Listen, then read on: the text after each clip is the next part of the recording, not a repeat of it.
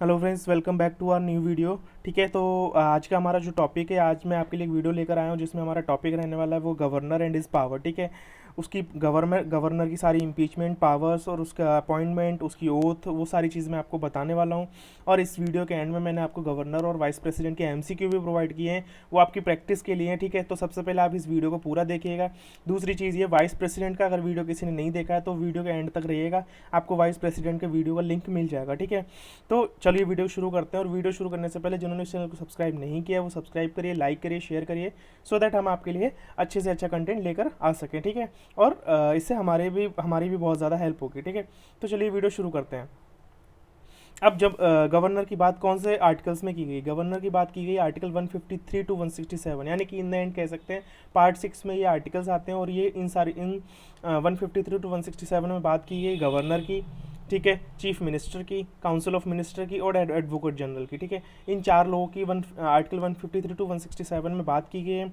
और दूसरी बात, गवर्नर की जो पावर्स होते हैं, गवर्नमेंट का जो इम्पीचमेंट, अपॉइंटमेंट, वो सारी चीज़ें जो अदर स्टेट में गवर्नर अपना काम करता था ना, रोल प्ले करता था। ठीक है, सेम उसी तरह से अब के टाइम में जम्मू कश्मीर में भी सेम गवर्नर का role same as it is play होगा जैसे कि अदर स्टेट्स में गवर्नर अपनी कार्यकाली को संभालता है। ठीक है, तो सेम उसी कंडीशन से, क्योंकि पहले ये सारी चीज़ें नहीं थी, क्योंकि वहाँ पर प्रेसिडेंशियल रूल लागू था। ठीक है, वहाँ पर एक स्पेशल स्टेटस मिला हुआ था जम्मू कश्मीर को। बट अभी के टाइम में जो अमित शाह मोदी जी ने जो लास्ट टाइम 2020 में किया, ठीक है, उसके according governor same as it is role play करेगा जम्मू कश्मीर में भी। ठीक है, तो वो सारी चीज़ें वहाँ की गवर्नर पर भी अप्लाई होंगी। ठीक है, ये जो गवर्नर का कंसेप्ट है वो हमने कहाँ से लिया है, वो हमने लिया है कनाडा से। ठीक है, अब आगे बढ़ते हैं। अब पहले एक चीज़ और बता दूं, यहाँ पर एक सेवन्थ कॉन्स्टिट्यूशनल अमेंडमेंट है।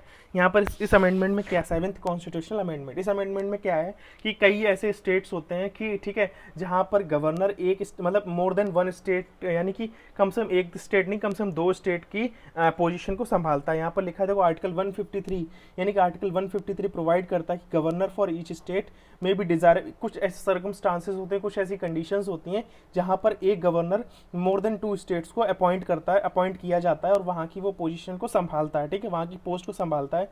सब एक एग्जांपल मैंने आपको यहाँ पर दे दिया है, जैसे कि ये देवानंद कोनवर। ठीक है, देवानंद कोनवर ये गवर्नर है और ये दो जगह की पोस्ट संभालते हैं, बिहार और वेस्ट बंगाल। ठीक है, ये दोनों स्टेट में अपना एक ही गवर्नर दो स्टेट में अपना रोल प्ले करते हैं। ठीक है, तो इसी तरह से हमने आपके लिए क्वेश्चन बनाया कि यहाँ पर ये कि आप मुझे बताओगे कमेंट करके ऐसे और कौन कौन से स्टेट्स हैं जहाँ पर एक गवर्नर दो स्टेट्स को संभाल रहा है, मतलब गवर्नर के नाम बताओ और कौन कौन से स्टेट्स वो संभाल रहा है। ठीक है, आप कमेंट बॉक्स में बताइएगा।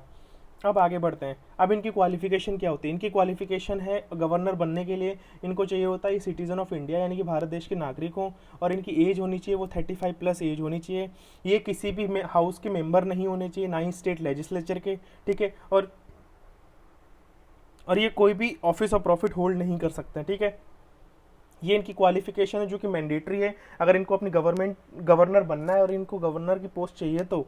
ठीक है, इनको ये सारी चीज़ें फॉलो करनी पड़ेंगी, यानी कि citizen of India, 35 plus age होनी चाहिए, और ये कोई भी हाउस के मेंबर नहीं होने चाहिए। ठीक है, पार्लियामेंट में, ना ही स्टेट लेजिस्लेशन में। ठीक है, और ना ही कोई ऑफिस ऑफ प्रॉफिट होल्ड करके बैठेंगे। ठीक है, फिर आता है इनका कन्वेंशन, एक प्रथा मतलब कन्वेंशन ये कह सकते हैं कि कुछ ऐसी चीज़ें बहुत टाइम से चली आ रही हैं अपने जब से कॉन्स्टिट्यूशन बना उसके बाद से, कि अगर वो गवर्नर बनता है तो वो सेम स्टेट में नहीं कार्य का अपना काम संभाल सकता। ठीक है, सेम स्टेट में काम नहीं कर सकता गवर्नर। ठीक है, पहली चीज़। दूसरी चीज़ कि वो कोई भी चीज़ें करेंगे तो वो कंसल्ट करेंगे प्रेसिडेंट और प्राइम मिनिस्टर से। ठीक है, ये कुछ चीज़ें हैं जो कि कंडीशन मैंडेटरी हैं। ठीक है, सबसे पहले should be native of state, यानी अनबाइज्ड। यहाँ पर मतलब अगर वो गवर्नर है तो वो सेम स्टेट में अपना कार्य नहीं करेगा।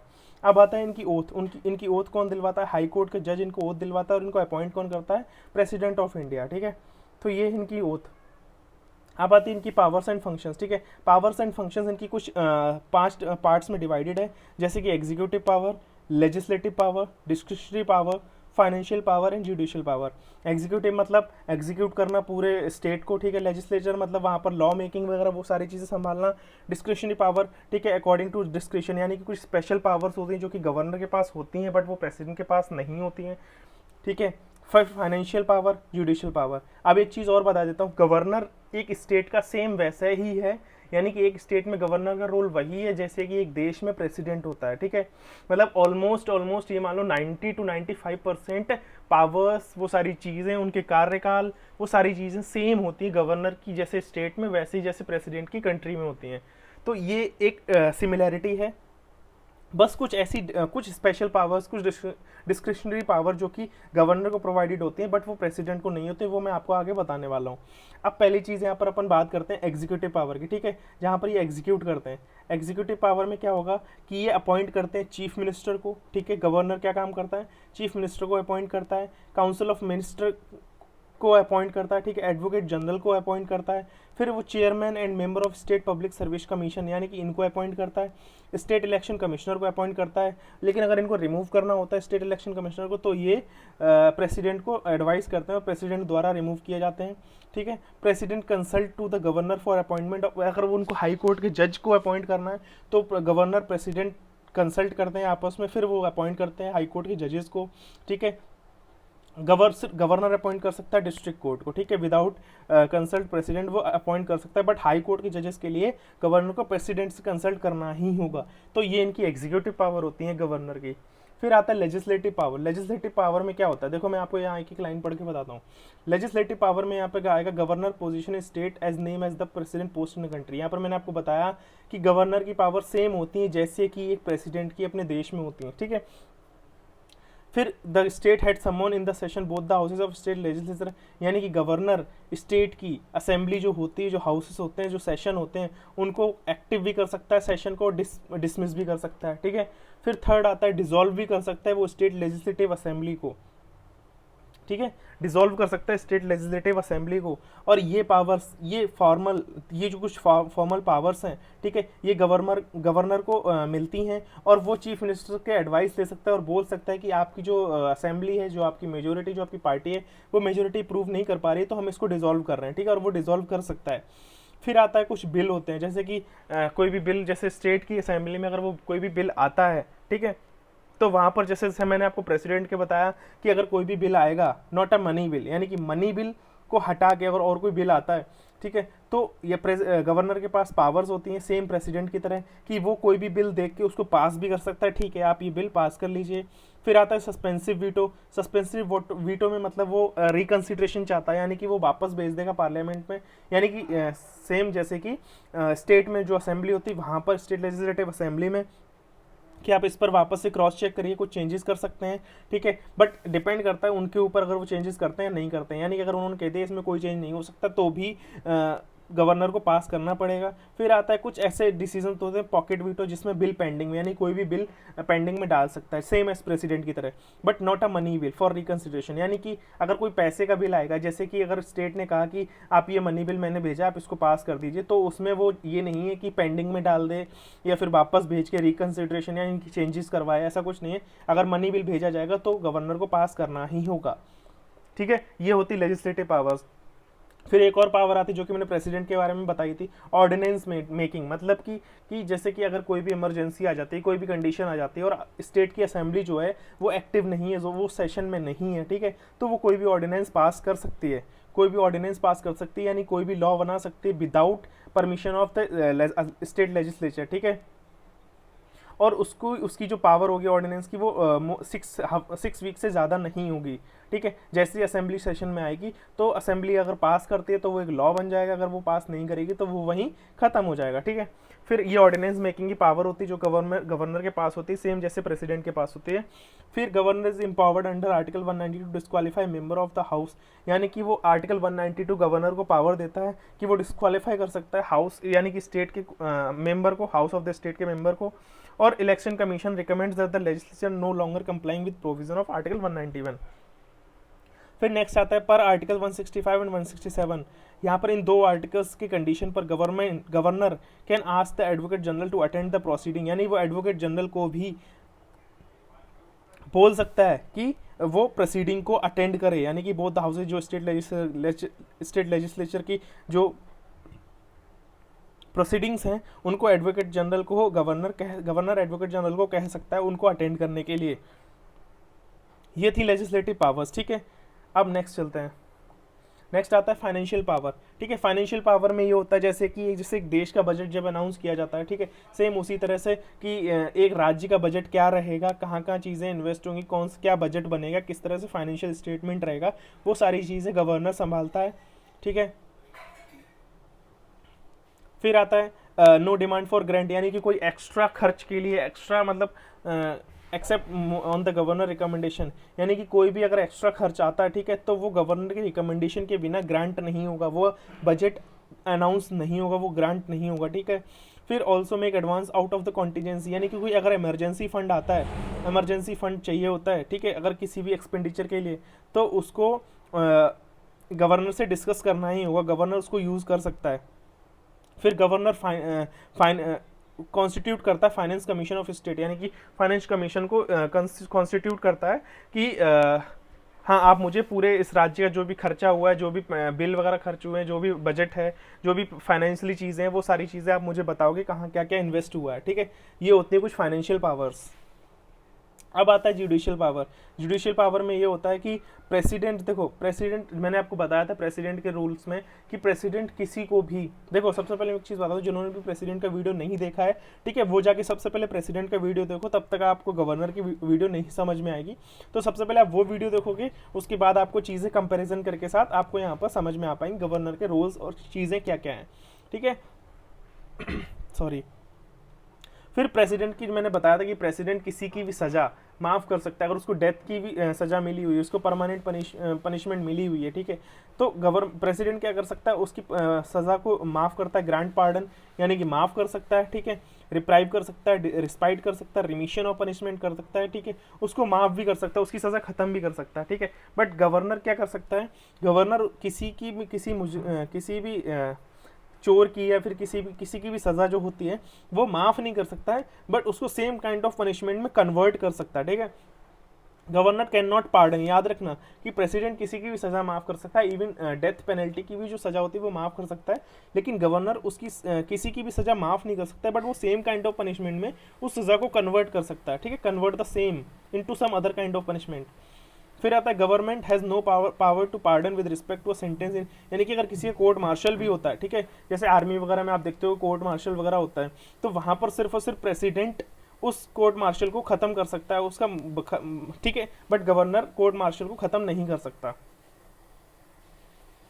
फिर आता है डिस्क्रिशनरी पावर। डिस्क्रिशनरी पावर में क्या होता है, ये देखो यहाँ पर डिसॉल्व द लेजिस्लेटिव असेंबली, मैंने आपको बताया विधानसभा को डिसॉल्व कर सकता है, चीफ मिनिस्टर को एडवाइस कर सकता है कि आपके जो वोट हैं, जो आपकी मेजोरिटी है वो कॉन्फिडेंस में नहीं है, ठीक है, आप इसको डिसॉल्व कर, मैं इसको डिसॉल्व कर रहा हूँ, ठीक है। फिर वो रिकमेंड कर सकते हैं प्रेसिडेंट को कि ये जो स्टेट है अपनी जो सरकार है वहाँ को नहीं संभाल पा रही है, तो आप उसके फेलियर को रिकमेंड कर सकता है। The governor can reserve a bill passed by state legislature for president assent, ठीक है, ठीक है, governor can reserve a bill, यानी कि कोई भी बिल को रिजर्व कर सकता है प्रेसिडेंट के असेंट पे।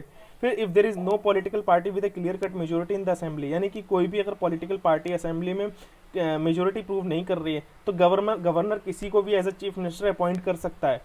फिर नेक्स्ट आता है determines the appoint payable by the government of Assam, यानी कि कुछ स्पेशल स्टेट्स हैं जहाँ पर गवर्नर चाहे तो स्पेशल उनको रॉयल्टी प्रोवाइड करवा सकता है, जैसे कि आसाम, मेघालय, त्रिपुरा, मिजोरम, ये सारी कुछ, ताकि वो अपने जो ट्राइबल डिस्ट्रिक्ट हैं, ठीक है, वहाँ पर वो ज़्यादा ग्रोथ कर सके, वहाँ पर ज़्यादा डिस्ट्रिक्ट में वहाँ के लोगों की मदद कर सके और वहाँ पे डेवलपमेंट कर सके।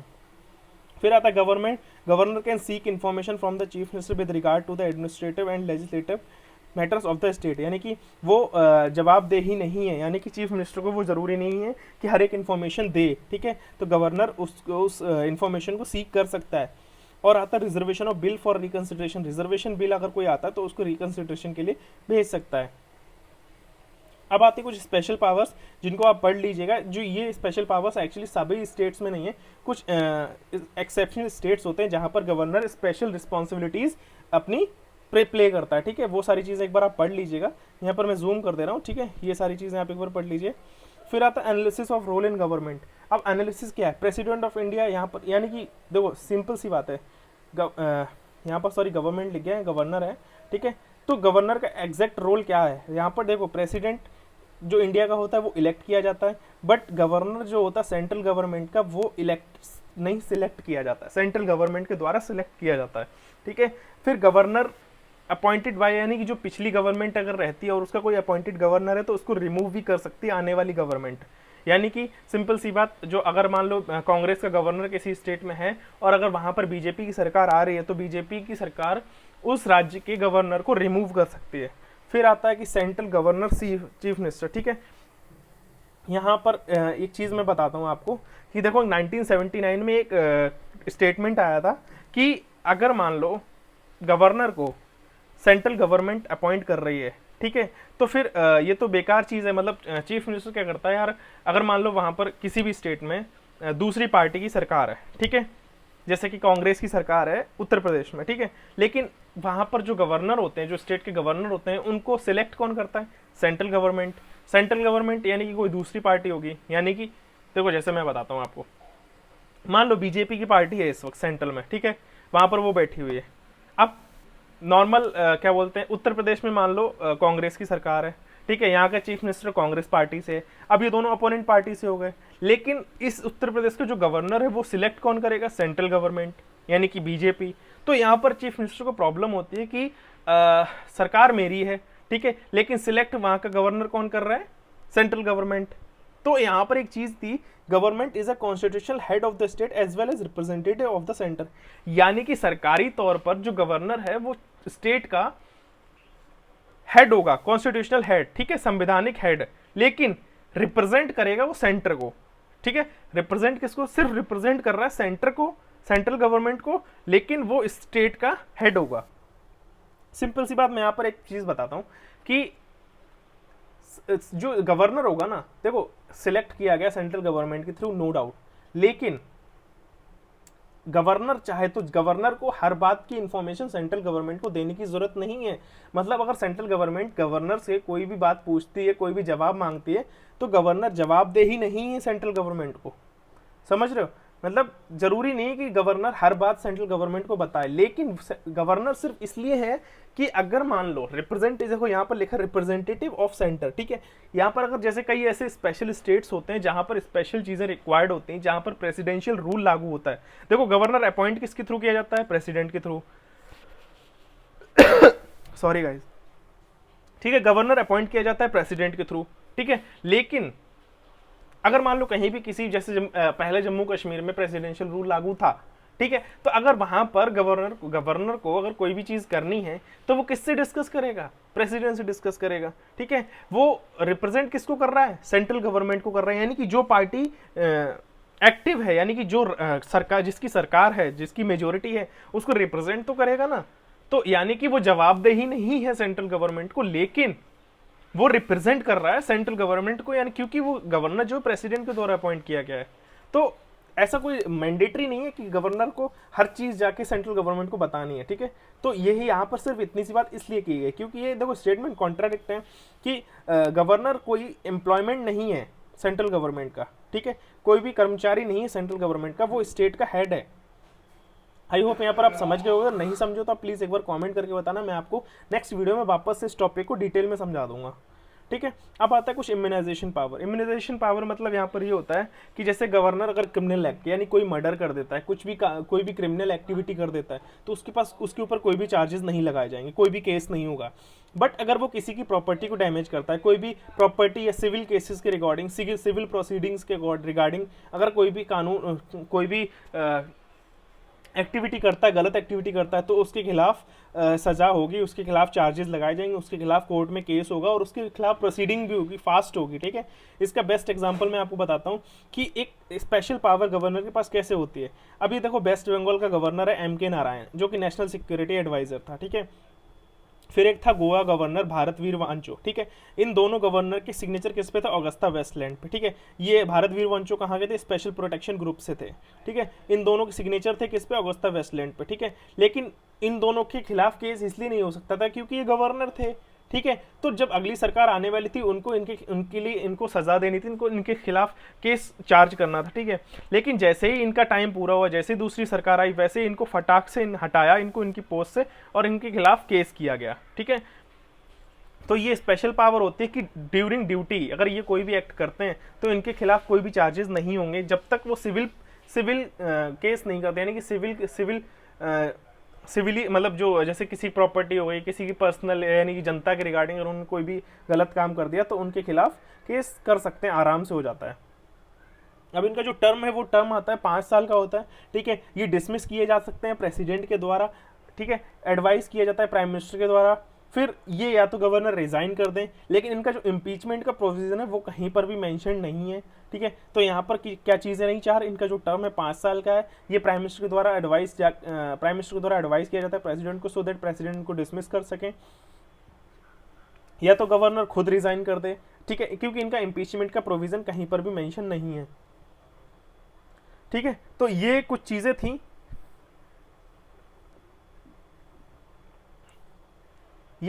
थी, जो मैंने आपको बताई यहाँ पर गवर्नर के बारे में। अब आता है 42nd कॉन्स्टिट्यूशनल अमेंडमेंट 1976। इसके बारे में मैं आपको बताता हूँ नेक्स्ट वीडियो में, ठीक है। तब तक के लिए मिलते हैं नेक्स्ट वीडियो में। और यहाँ पर मैंने आपको क्या क्या चीज़ें बता दी,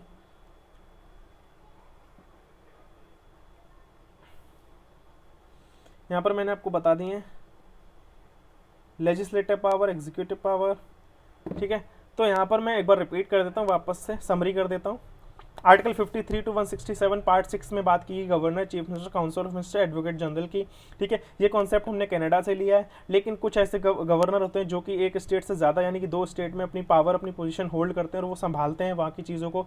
जैसे कि एग्जांपल मैंने बताया देवानंद कौनवर, ये बिहार और वेस्ट बंगाल के हैं। तो आप मुझे कॉमेंट में बताओगे ऐसे और कौन से गवर्नर और कौन से स्टेट्स को संभाल रहे हैं, एक से ज़्यादा स्टेट को, ठीक है। और ये आता है आर्टिकल 153 में, ये इनको जो पावर प्रोवाइड की जाती है। फिर आता है इनकी क्वालिफिकेशन के लिए सिटीजन ऑफ इंडिया, ये किसी भी हाउस के मेंबर नहीं होने चाहिए, कोई ऑफिस ऑफ प्रॉफिट होल्ड नहीं कर सकते, 35+ इनकी एज होनी चाहिए। फिर आती है कुछ कन्वेंशन ये कि अगर वो गवर्नर बनते हैं तो वो सेम स्टेट में अपने कार्यकाल नहीं संभाल सकते हैं, उनको किसी दूसरे स्टेट का कार्यकाल मिलेगा, ठीक है। दूसरा इनको ओथ, इनको अपॉइंट कौन करता है, इनको अपॉइंट करते हैं प्रेसिडेंट ऑफ इंडिया। इनको ओथ कौन दिलवाता है, हाई कोर्ट जज, ठीक है। पावर एंड फंक्शन की 5 हिस्सों में डिवाइडेड है, executive, legislative, discretionary, financial, judicial, ठीक है। एग्जीक्यूटिव पावर में ये अपॉइंट करते हैं इन मेंबर्स को, chief minister, council of minister, advocate general, chairman, state election commissioner, इन सबको अपॉइंट करते हैं। फिर आता है लेजिस्लेटिव पावर, लेजिस्लेटिव पावर में इनको बिल के रिगार्डिंग मैंने बताया absolute, suspensive, pocket veto, but money bill को वो रिकंसीडर नहीं कर सकते हैं, यानी कि होल्ड कर सकते हैं, पेंडिंग में डाल सकते हैं, रिकंसीडरेशन के लिए भेज सकते हैं, ठीक है। फिर क्या करते हैं वो स्टेट लेजिस्लेटिव असेंबली को डिसॉल्व कर सकते हैं, ठीक है। इनकी जो पावर होती है वो सेम एज प्रेसिडेंट की तरह होती है स्टेट में, ठीक है। दूसरा ये जो पार्लियामेंट जो सेशन स्टेट लेजिस्लेटिव असेंबली का सेशन है उसको एक्टिव भी कर सकते हैं और डिसमिस भी कर सकते हैं, ऑर्डिनेंस कर सकते हैं, यानी कोई भी लॉ बना सकते हैं without permission state legislative assembly के बिना, ठीक है। लेकिन वो जो ऑर्डिनेंस है वो 6 हफ्ते तक ही रहेगा, उससे ज़्यादा नहीं, ठीक है। ये कुछ चीज़ें मैंने आपको बताई लेजिस्लेटिव पावर में। फाइनेंशियल पावर में ये स्टेट बजट के रिगार्डिंग डिस्कस कर सकते हैं, बता सकते हैं मतलब कि कौन सा बजट कहाँ पर रहेगा, कितना रहेगा, वो सारी चीज़ें, ठीक है। कोई भी एक्स्ट्रा अगर खर्चा आएगा, कोई एक्स्ट्रा बजट ऐड किया जाएगा तो विदाउट परमिशन गवर्नर के रिकमेंड नहीं होगा वो। कोई भी इमरजेंसी फंड ये यूज़ कर सकते हैं, ठीक है। फाइनेंस कमीशन को ये कॉन्स्टिट्यूट कर सकते हैं कि वो सारी चीज़ें आप फाइनेंशियली जो भी स्टेट में खर्चे होंगे वो सारा आप मुझे बताओगे, ठीक है, डिस्कस करोगे। जुडिशियल पावर मैंने आपको बताया कि प्रेसिडेंट पार्डन कर सकते हैं, रिप्राइव, रिस्पाइट, रिमिशन, यानी किसी की भी सज़ा को माफ़ कर सकते हैं। गवर्नर किसी की भी सज़ा को माफ़ नहीं कर सकता, बस वो कन्वर्ट कर सकता है एक सेम काइंड ऑफ सज़ा, मतलब सेम काइंड ऑफ पनिशमेंट को किसी और चीज़ में, ठीक है। यानी कि अगर किसी को डेथ है तो उसकी जो सज़ा है वो सेम काइंड ऑफ कोई ऐसी पनिशमेंट दी जाएगी जिसको कन्वर्ट कर सकते हैं, ठीक है। गवर्नर और कोई कोर्ट मार्शल होता है उसको गवर्नर माफ़ नहीं कर सकता, प्रेसिडेंट कर सकता है। ये डिस्क्रिशनरी पावर है। डिस्क्रिशनरी पावर में यानी कि वो डिसॉल्व कर सकते हैं विधानसभा को, चीफ मिनिस्टर को एडवाइस कर सकते हैं कि आपकी जो सरकार है वो नो कॉन्फिडेंस में, आपकी जो वोटिंग सिस्टम, तो आपकी मैं जो स्टेट लेजिस्लेटिव असेंबली उसको डिसॉल्व कर रहा हूँ। फिर वो रिकमेंड कर सकते हैं प्रेसिडेंट को कि यहाँ पर ये स्टेट जो है सरकार नहीं चला पा रहा है, ठीक है। फिर गवर्नर डिस्क्रिशनरी पावर में वहाँ पर किसी भी चीफ मिनिस्टर को अपॉइंट कर सकता है अगर वहाँ की जो सरकार है वो मेजोरिटी प्रूव नहीं कर पा रही है, ठीक है, कोई भी अगर पॉलिटिकल पार्टी है। कुछ स्पेशल स्टेट्स होते हैं जहाँ पर गवर्नर स्पेशल रॉयल्टी प्रोवाइड कर सकता है ताकि वहाँ के डिस्ट्रिक्ट में डेवलपमेंट हो सके, ठीक है। गवर्नर को हर चीज़ का जवाब चीफ मिनिस्टर को नहीं देना जरूरी नहीं है, ठीक है। उसके पास पावर है कि वो ऐसा नहीं हर चीज़ का जवाब चीफ मिनिस्टर को दे। फिर आते हैं कुछ स्पेशल पावर जो कि आप अपने एंड से एक बार पढ़ लेना। कुछ स्टेट्स में स्पेशल पावर्स रिस्पॉन्सिबिलिटीज़ प्ले करता है। एनालिसिस मैंने आपको बताया कि प्रेसिडेंट इलेक्ट किया जाता है लेकिन गवर्नर सेंट्रल गवर्नमेंट के द्वारा सिलेक्ट किया जाता है, ठीक है। प्रीवियस गवर्नमेंट अपकमिंग यानी कि जो अपकमिंग गवर्नमेंट है वो प्रीवियस गवर्नमेंट के जो अपॉइंट गवर्नर को रिमूव कर सकते हैं। फिर यहाँ पर मैंने बताया कि अगर वो गवर्नर सिलेक्ट किया जाता सेंट्रल गवर्नमेंट से और वो हेड है स्टेट का, तो चीफ मिनिस्टर को प्रॉब्लम हुई कि ऐसा क्यों। तो यहाँ पर कहा गया कि गवर्नर जो है वो एम्प्लॉयमेंट नहीं है सेंट्रल गवर्नमेंट का, वो बस रिप्रेजेंट करता है सेंट्रल गवर्नमेंट को, ठीक है। ऐसा कोई मैंडेटरी नहीं है कि हर चीज़ का जवाब गवर्नर सेंट्रल गवर्नमेंट को दे। तो यहाँ पर क्योंकि कई राज्यों में प्रेसिडेंशियल रूल लागू होता है, तो वहाँ पर उसको डिस्कस करना पड़ता है प्रेसिडेंट से, और सेंट्रल गवर्नमेंट रिप्रेजेंट होती है वहाँ पर, ठीक है। तो ये कुछ चीज़ें थी। फिर इम्यूनाइजेशन में बताया अगर वो कोई क्रिमिनल एक्ट कर देता है, कोई भी मर्डर कर देता है, उसके खिलाफ कोई चार्जेस नहीं होंगे। लेकिन अगर सिविल प्रोसीडिंग में अगर वो कोई भी छेड़छाड़ करता है, अगर गड़बड़ करता है, तो उसके खिलाफ प्रॉपर्टी डैमेज करता है, कोई कॉन्ट्रैक्ट करता है, तो उसके खिलाफ उसके केसेस होंगी, ठीक है। यहाँ पर टर्म मैंने बताया 5 साल का होता है। डिसमिस ऑफ द प्रेसिडेंट यानी कि प्राइम मिनिस्टर के द्वारा उसको डिसमिस किया जा सकता है, गवर्नर रिजाइन भी कर सकता है, लेकिन इम्पीचमेंट का कोई भी प्रोविजन नहीं है, ठीक है। 42nd कॉन्स्टिट्यूशनल अमेंडमेंट 1976, इसके बारे में आपको नेक्स्ट वीडियो में बताऊंगा। तब तक के लिए आपको मैं प्रैक्टिस के लिए कुछ क्वेश्चंस दिए हैं, ठीक है। ये रहे अपने गवर्नर के कुछ क्वेश्चंस, ठीक है, इनको आप प्रैक्टिस करना। और ये वाइस प्रेसिडेंट के मैंने एमसीक्यू प्रोवाइड किए हैं, वाइस प्रेसिडेंट के आंसर की भी मैंने आपको दे दी है, सो दैट कि आपको हेल्प मिल सके, ठीक है। तो मिलते हैं नेक्स्ट वीडियो में। Thank you and have a good day, bye bye.